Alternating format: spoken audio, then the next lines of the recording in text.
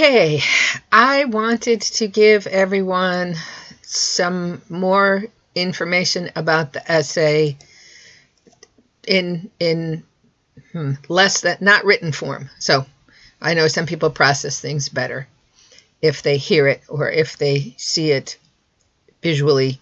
Well, how else could you see it? Okay, rather than reading it as words. Okay, I'm having a poor communication day. So if you go into, on the left-hand side where you see essay, when you click on this, what you'll see, in trying to fix this, I messed up the way it looks, but all the information is there. So you've got a part called essay information, and when you click on this, you're going to see the essay prompt, the score sheet, and the timeline. When you open the essay prompt, it's going to say summer, but it's exactly the same. Let's see what we got here. Alrighty. Okay, here is the essay prompt. Let's go over it. What we're looking at is, I like to say that this essay is where nonverbal communication and social norms of nonverbal communication behavior intersect. So notice I put this word in I bolded it. Your essay is going to be a minimum of 3 pages. And honestly, the really good essays tend to be longer than that. And I know people are freaking out. I can't write more than that. Believe me, you will be able to. There needs to be documentation. Concepts from our text must be cited using MLA format and include a works cited page, which is one of the reasons why I'm asking you to start doing this in the journal so you can practice. You need to have the heading. You need to have a title. All right. If you've been doing things correctly in the journal, you're golden. If you haven't, now is the time to actually pay attention to the comments that I'm giving you and make sure that you're making changes. And obviously you're going to submit it to Blackboard. Okay. So you can read. So basically, we know that nonverbal communication sends a stronger relational message in many cases than verbal messages. So every culture has norms relating to nonverbal communication. I always like to use the example of traveling in an elevator. All right. I don't know that anyone ever actually taught you this, right? But when you step into an elevator, and what do? You turn around and you face the door. Okay. Now, when you were 5 or 6 or 10, your parents didn't say, okay, now it's time for you to learn appropriate elevator behavior. So we learn norms by watching other people do things, or when you were little, you went into the elevator with your mom or dad or whoever you were with, and you were facing the back wall, and they turned you around, or they said, no, you can't face the back wall, you have to face front. Okay, so what the smiling, making eye contact, facing the right in the elevator. Okay, blah blah blah blah. So what I'm asking you to do is to think about nonverbal communication and the norms we have about nonverbal communication, and do one of 2 things. You are either going to perform an experiment in which you violate a cultural norm of nonverbal communication. And honestly, that one's a little harder now that we're in the midst of a pandemic. All right. And the other option is, let me scroll down. The other option is for you to do a cultural norm observation, where, let's see. Well, there's all these things are getting together. Let us say, for example, that you are working and you happen to work in a grocery store. Well, as you are working, you can be observing how people are communicating nonverbally. As I said, the violation is a little bit challenging because, in the past, people would stand too close. Obviously not a good idea to do right now. It's also a little bit difficult if you are smiling or frowning at people that you don't know. Well, who's going to know that? So think about, I'm going to show you an example where there's a young man who did a cultural norms violation in his own house. They are a household that takes their shoes off, and he kept his shoes on and pretty much drove his parents crazy with that. Okay, so think about it. So no matter which option you choose, you're going to go through the same 6 steps, all right? So you're going to tell me initially what you chose to do and how you're going to do this observation. The second, and you don't move from one step to the next step. You have to do step 1. I say, yep, this looks good. You're good to go. Move on to the second step. After you do 2, I say, yep, you're good to go. I probably would say, yep, 2. You're good to go. Move on to the next step. If I say, no, you have a problem with this, you need to work on your hypothesis, then you need to work on your hypothesis before you get going. Okay. Step 3 is you are describing what happened, whether it was the experiment or the observation. Step 4 is how did, I'm feeling a little loud. How did what happened match what you thought would happen? Okay. And then 5, you're looking at an analysis. This is where, and I bolded this, you are going into the textbook. You are looking at the characteristics of nonverbal communication, and you are explicitly writing about the characteristics of nonverbal communication and the functions of nonverbal communication that fit in your experiment or your observation. For example, one of the characteristics of nonverbal communication is that nonverbal communication is ambiguous. In your observation or in your experiment, what was anything that was going on ambiguous? Very likely. So what does it mean that it's ambiguous? How does it pertain to your experiment or your observation? Okay, don't do both. One year I had a very confused student who tried to do both. No. It's one or the other. Okay, so let me minimize this, and I want to pull up the essay. Don't look at this yet. There's probably a mistake.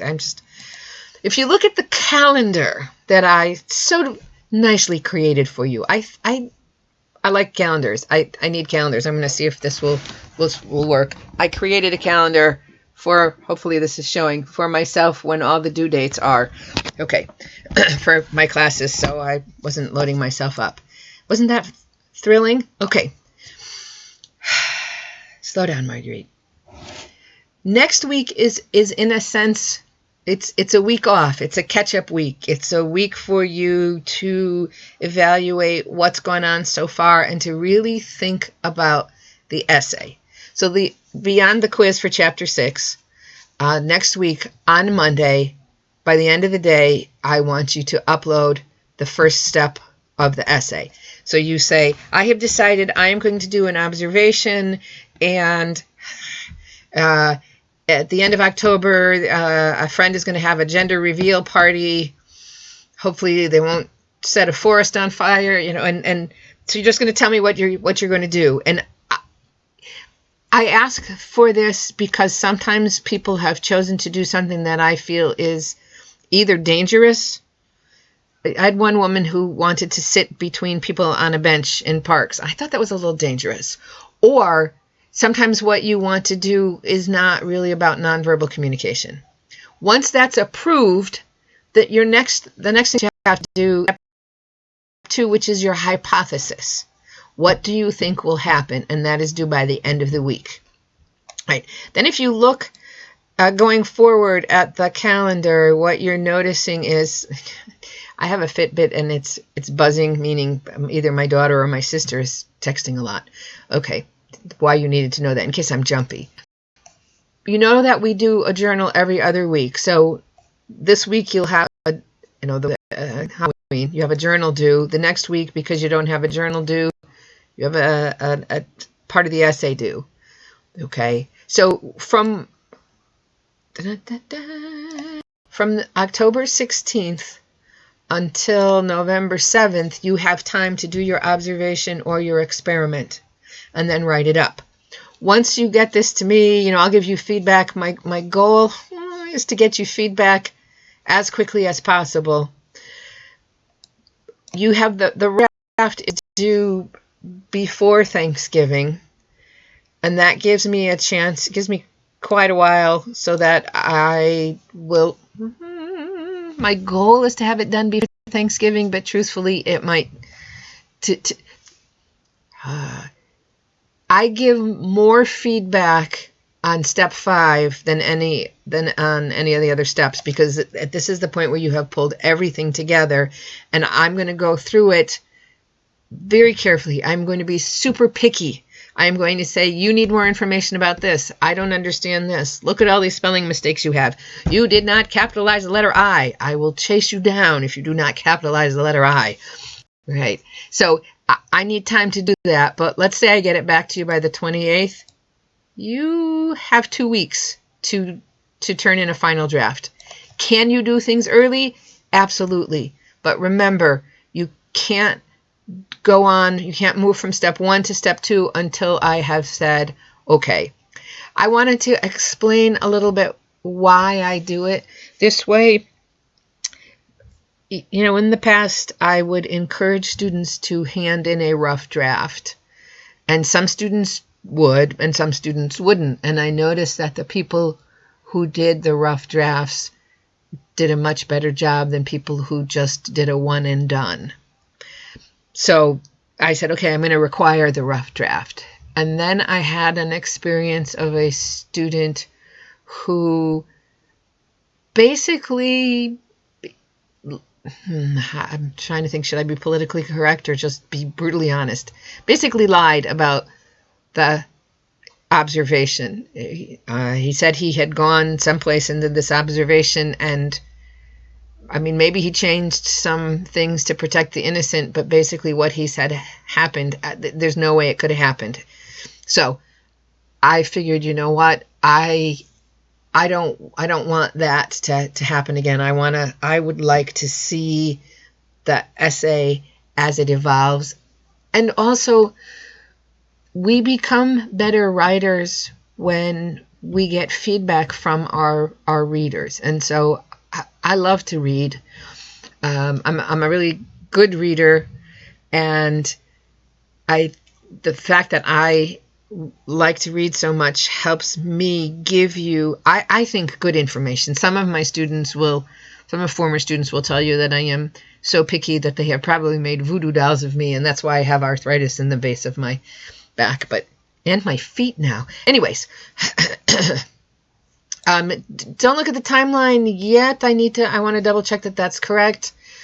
The score sheet is almost exactly, if not exactly, the way that I did the journal score sheet, except obviously the essay is worth more than the journal, so I want to go in and it's going to be worth a total of 240 points, but it's going to be set up exactly like the journal. I just have to figure out the actual points. I was just going to do, it's a journal times 6, but that gets tricky with putting it in the grade book. So just give me a little bit of time to figure it out. Okay. What I have here are 3 essays that were written last spring that I thought were good. This first one is excellent work on social phenomena. By far the best work I have seen so far on social phenomena. As I wrote, it is much more than I expect students to do. I would love students to do this kind of work, but I also know that you have other classes. I think Natalia was able to, she might have been taking just one class at a time. But I want you to take a look at it so you can see the kind of work that could be done for social phenomena. I don't want you to read this and be so discouraged. I could never do this kind of work, but I just want you to read it so you can see some of the possibilities. The next one was Benny's, and This is the one where he wouldn't take his shoes off inside. Okay, so I like this because it shows how even if you are being very constrained by COVID-19, there's still a lot of nonverbal communication that's going on that you can observe and you can mess with people's head on. Please do not use this essay as a model. He didn't use the textbook at all. I'm not even sure he actually bought the textbook. So use it, don't say, oh, well, he didn't use the textbook and he got a decent grade. All right. The last one has a really good analysis of the behavior that was observed. So these are all downloadable, and you notice how it says MY comments, so Marguerite Yowen's comments. You can see what I thought really worked well and what I thought didn't work so well. I wanted to let you know that all of these students have given me permission to share their work. I would never share students' work with other students without written permission. I would never share work that was terrible to say, look at how terrible this is. So I'm trying to think, is there anything else that I need to tell you about this? If you notice any links that don't work or any typos, missing words, etc., please let me know. I am an excellent proofreader of work that is not my own. When it's my own, I tend to read it a little bit too fast. So if you have, I know there was one other thing I was going to tell you and I just can't remember, but if you have any questions, you can message me within Blackboard. Advantage to this is I don't get a lot of them, so I won't lose the message. Disadvantage is unless I have to go in and check Blackboard, I might not get it right away. You could send me an email. Great. I get the email. I can check it on my phone. A disadvantage is I get, on a good day, I'm only getting about 25 email messages. When the semester is hot and heavy, because I am co-chair of a department, I can sometimes get 50 messages a day, and so it is possible that your message could get lost. So if you really need to get in touch with me, the best thing to do is to text me to my Google number, which I'm doing off the top of my head, 860-410-6070. I think it's in the course outline. I tend to respond pretty quickly to that. And if you do decide that you're going to text me, just please let me know who you are, because I don't know why, there's no way for me to set it up so that I can say, oh, yeah, this is Jackie. She's already emailed me, or she's already texted me, and this is who it is. It just doesn't work that way. Okay, questions. I think I've said everything that I needed to say. Sample, no. Essay components. Sorry, there was one other thing I was going to go back to the essay. Sorry. I wanted to fix this up, but I'm afraid I'm going to mess it up, so I'm just going to leave it. All of the steps of the essay are here, so if you click on Step 1, Initial Ideas, here's the information. Please set this up the way you would a journal, an attached Word document with a header that's double-spaced, etc. You know what you need to do, but when you click on this link, please work. Okay. It's only 5 points. And it's more of it's a little bit more of a done, not done, but there are levels to doneness or how well you did it. So what you need to do here, don't do a text submission. You need to attach a file. It needs to be a Word document. Please, I beg you, do not send me a PDF. When you send a PDF, I can't get in and make comments, and I really like to do the line-by-line comments. Sometimes people say, well, I don't have the Microsoft Suite. Yes, you do. If you go into your email, hopefully there's nothing embarrassing that's going to show up. Ba-da-ba-ba. And you see these 9 dots. If you click on these, do, do, do, do, do. And then 9 years later, it finally, okay, you have all these apps. You've got Word, PowerPoint. You might have to, initially, you might have to download it, but you have the entire Microsoft suite. So please take advantage of it. Okay, once you type everything, and please don't put anything in the comments either, you hit submit, and then I will get it. Okay, just say one more time, any questions you have, please let me know. As I have said in a couple of the announcements, I'm upstate New York. We're in the house that we are very slowly building. Hope to retire up here, and right now I'm working on installing the interior walls, which means that I am using my favorite power tools. I have a compound sliding miter saw. I'm sure that you're thrilled with that. It just cuts the boards to length, and I have my nail gun, I'm attaching the boards. That it doesn't excuse me from doing the job that I have to do to give you feedback on your work, but it means any moment that I am not actually working on my classes, that's what I am doing. So I am possibly not as good's not the right word, that's a value. I'm not as timely reading all the messages as I normally am, but that's why I said if it's really important, please text me, because I have my phone on me all the time. My daughter just texted that she's living in New York City and she might have been exposed to COVID. So yeah, things are good. Okay, please, any questions, just let me know, and I hope you're having a good evening, and I'll talk to you guys soon.